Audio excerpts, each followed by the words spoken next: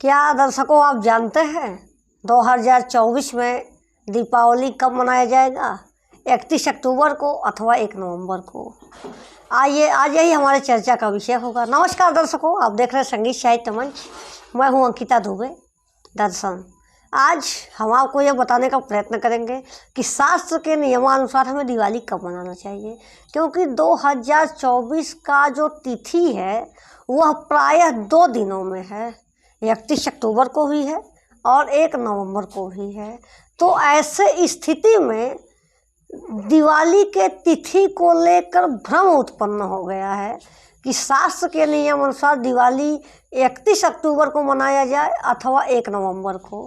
सबसे पहले हम ये जान लें कि दिवाली का जो तिथि है वो मूल रूप में अमावस्या तिथि को मनाया जाता है। अमावस्या तिथि का आरंभ कब हो रहा है? तो अमावस्या तिथि का जो आरंभ है वह 31 अक्टूबर शाम 3:52 पर आरंभ हो रहा है और 1 नवंबर को 6:16 पर उस तिथि का समापन हो रहा है। ऐसे परिस्थिति में हम देखते हैं कि 31 अक्टूबर और 1 नवंबर दोनों ही दिन अमावस्या तिथि पड़ रही है। तो इस स्थिति में हमें 31 अक्टूबर को मनाना उचित होगा अथवा 1 नवंबर को मनाना उचित होगा। इसको थोड़ा शास्त्र पर दृष्टि अगर डालने का प्रयत्न करें तो जो दीपावली मनाने का विधान है वह प्रायः रात्रि के प्रदोष काल में है, क्योंकि प्रदोष काल होने पर ही माता लक्ष्मी और गणेश भगवान का पूजन किया जाता है। परंतु यहाँ बात एक और बड़ा महत्व का आता है शास्त्र में। यदि हम प्रदोष काल को ध्यान में रखकर दिवाली की बात करते हैं तो यह जाएगा 31 अक्टूबर को, क्योंकि प्रदोष काल जो हमें मिल रहा है वो 31 अक्टूबर को ही मिल रहा है। परंतु हमारे यहाँ शास्त्र कहता है कि उदय व्यापिनी तिथि से ही तिथि का आरंभ माना जाता है।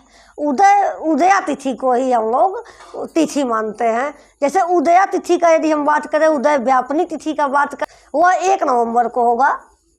और उदया तिथि मतलब सूर्योदय होने के साथ जिस तिथि का प्रारंभ होता है हम उसे ही मानते हैं। परंतु अब हमारे सम्मुख प्रश्न ये उठ कर आएगा कि हमें प्रदोष काल नहीं मिलेगा।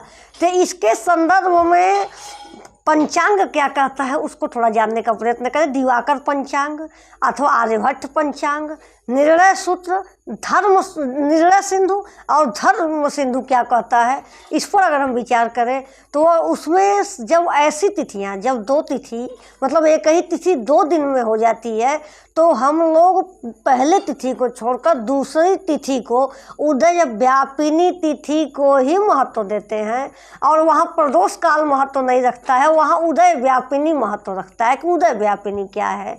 एक नियम ये भी कहता है कि यदि सूर्यास्त के बाद 1 घड़ी आधी घड़ी भी वह तिथि जा रही है तो हमें उसी तिथि को मानना चाहिए। तो 1 नवंबर को सूर्यास्त आपका हो रहा है 5:33 पे और हमारा जो अमावस्या है वो 6:16 पे है।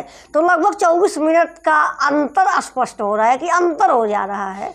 और शास्त्र कह रहा है कि 1 घड़ी आधी घड़ी भी अगर सूर्यास्त के बाद जा रहा है वह तिथि तो उस तिथि को हम मान सकते हैं। और दूसरी बात यहाँ है कि यहाँ हमको 24 मिनट जा रहा है, 1 घड़ी आधे घड़ी की बात नहीं है। और दूसरी बात 1 नवंबर को उदय व्यापिनी तिथि भी आ रही है, जिसको हम उदय व्यापिनी या उदया तिथि कहते हैं।